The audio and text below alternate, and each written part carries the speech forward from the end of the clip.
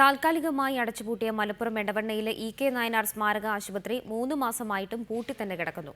സാമ്പത്തിക പ്രതിസന്ധിയെ തുടർന്ന് വിദഗ്ധ ഡോക്ടർമാർ സേവനം അവസാനിപ്പിച്ചതിന് പിന്നാലെയാണ് ആശുപത്രിയുടെ പ്രവർത്തനം നിലച്ചത്.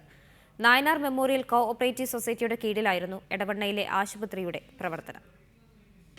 കഴിഞ്ഞ LDF ഭരണകാലത്താണ് സഹകരണ മന്ത്രിയായിരുന്ന ജി സുധാകരൻ മുൻകൈയെടുത്ത് എടവണ്ണയിൽ ഇ.കെ. നായനാരുടെ പേരിൽ ആശുപത്രി ആരംഭിച്ചത്. 25 കിടക്കകളുള്ള ആശുപത്രിയിൽ വിദഗ്ധ ഡോക്ടർമാർ സേവനം നിർത്തിയതിനെ തുടർന്ന് കിടത്തി ചികിത്സ 6 മാസങ്ങൾക്ക് മുമ്പ് നിലച്ചു.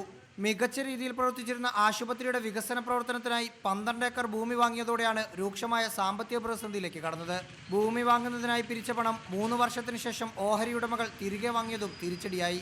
വരവും ചിലവും ഒത്തുപോകാത്തതാണ് പ്രശ്നകാരണമെന്ന് CPIM ജില്ലാ സെക്രട്ടറി PP വാസുദേവൻ പറഞ്ഞു. വരവും ചിലവും ഒത്തുപോകുന്നില്ല, നഷ്ടത്തിലാണെന്നുള്ളത് കൊണ്ട് അതിന് സഹായം ആവശ്യമുണ്ട്. ആ സഹായം ചെയ്യേണ്ടത് ഗവൺമെൻറ്റാണ്. പാർട്ടി നേതാവിൻ്റെ പേരാണെന്നുള്ളതുകൊണ്ട് പാർട്ടിക്ക് ചെയ്യാൻ കഴിയും. 3 മാസമായി പൂട്ടിക്കിടക്കുന്ന ആശുപത്രിയുടെ പ്രവർത്തനം ഉടൻ തന്നെ തുടങ്ങാനാകുമെന്നാണ് ഡയറക്ടർ ബോർഡിന്റെ വിശദീകരണം. റിപ്പോർട്ടർ, മലപ്പുറം.